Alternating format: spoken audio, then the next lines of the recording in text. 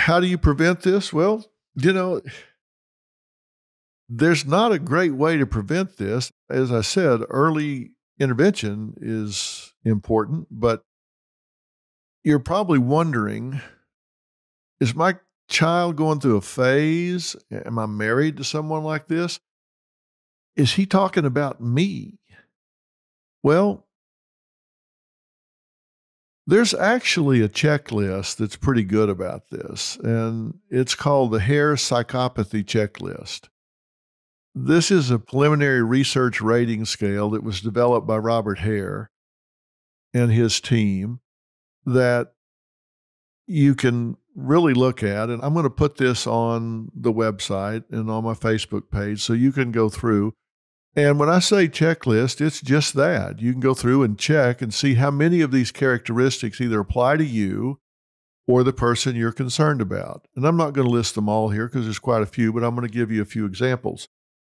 Glibness, superficial charm, grandiose sense of self-worth, pathological lying, lack of remorse, shallow affect, meaning their emotions are very shallow, parasitic lifestyle, they use other people is what it means, poor behavioral control, promiscuous sexual behavior, impulsivity, irresponsibility, juvenile delinquency, short-term relationships, particularly marital relationships, because they blow them up.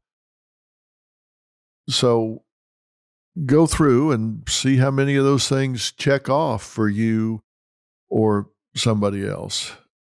These people have trouble in relationships just like borderline personality people do. There's also a test for these sorts of things, and I'm not trying to get you to self-diagnose, but this is a test that you can kind of go through that's considered to be a first step towards getting treatment to see, does this describe me or somebody I really care about? And it too is kind of a checklist, and it gives you a lot of items that you go through and you just check how much they apply to you, like always, often, sometimes, rarely, or never. And it talks about some of the same things. Do you repeatedly lie to or trick others for your own gain or pleasure? Do you act impulsively? Do you fail to plan ahead?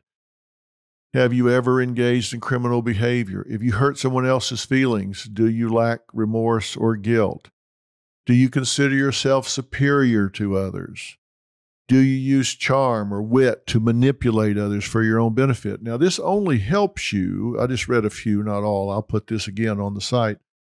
Does it help you only if you're really honest with yourself? And if you go through this checklist, if you go through and evaluate these things, do it in a way that nobody's going to see it but you. Don't do it with your wife or your husband or your mother or your dad. If you're going to do this, do it where only you see it so you can be honest with yourself. Whether you're doing it on yourself or maybe on your spouse. If you do it where somebody's going to look over your shoulder, you're not going to be honest. It's hard to be hard on somebody else or truthful with yourself.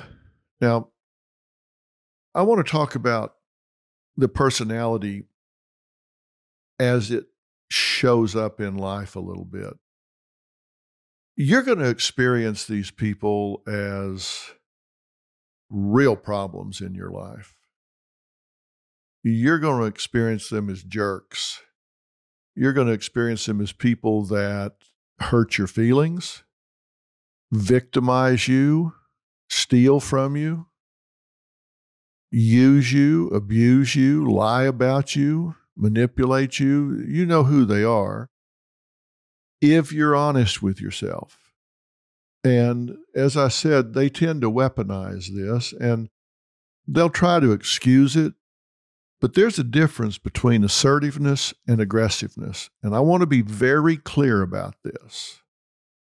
Assertiveness is when you confidently, directly express your needs or feelings clearly, but you do it without violating the rights of other people. Let me say that again. You confidently, directly express your needs or feelings very clearly, but you do it without violating the needs or rights of somebody else. Now, aggression is when you are forceful, destructively hostile, you are attacking in your behavior, and it threatens the rights of other people. Those are not the same thing. So let me read some of these descriptors. Assertiveness is confident, it's self-assured, it's direct, it's clear, it's positive, but it respects the rights of other people. Aggression is forceful, hostile, attacking, destructive, threatening, and violates the rights of other people. Now, think about that. You can be assertive by saying, look, I'm not comfortable with what's going on here, and I'm not going to choose for you.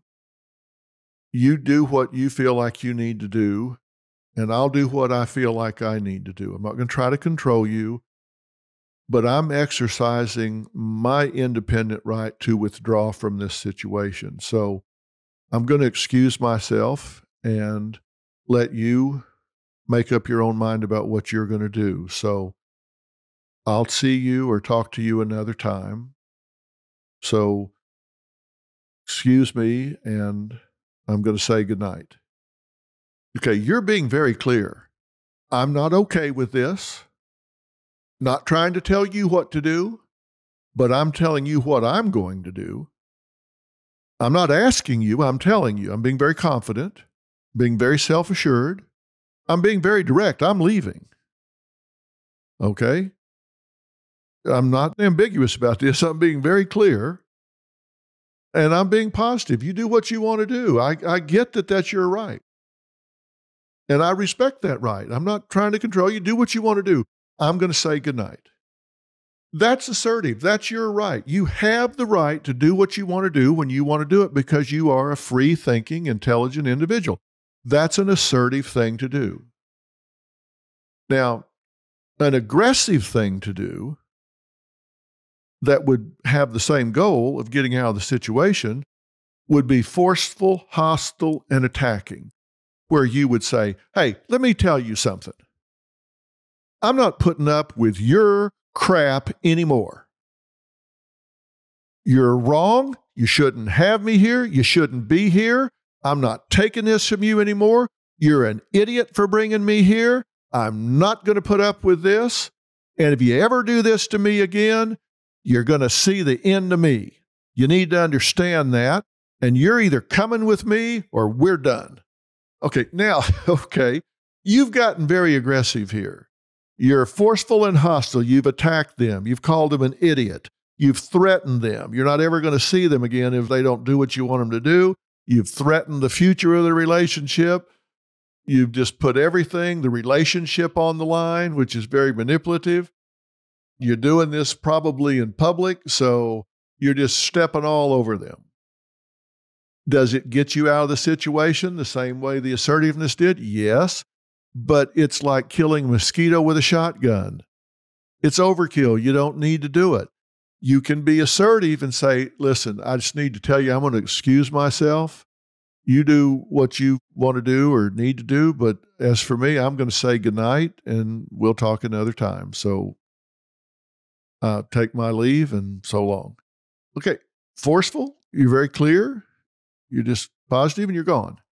The other way, you assassinate their character on your way out the door and threaten them while you're doing it. Very different. So one is assertive, the other is aggressive. Antisocial personalities will almost always choose aggressiveness. They may even go to the point of being physical because that's who they are. That's what they tend to do. That's the difference. That's when you know that you're dealing with an antisocial personality or you're behaving in that way.